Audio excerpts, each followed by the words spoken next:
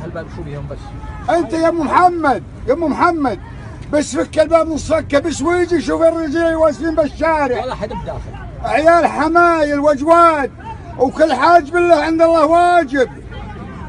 تفضلي تفضلي. والله ما نفوت البيت. انت فك الباب لحظه لحظه وشوف الرجاجيل موقفين ولا ندخل، والله ما ندخله، اذا ما في رجال ما ندخل لا بالله.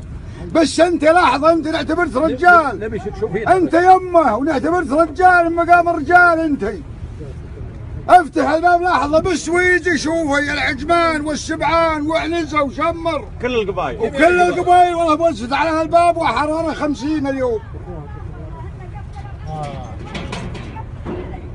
انا بس تشوفين بعيونس بس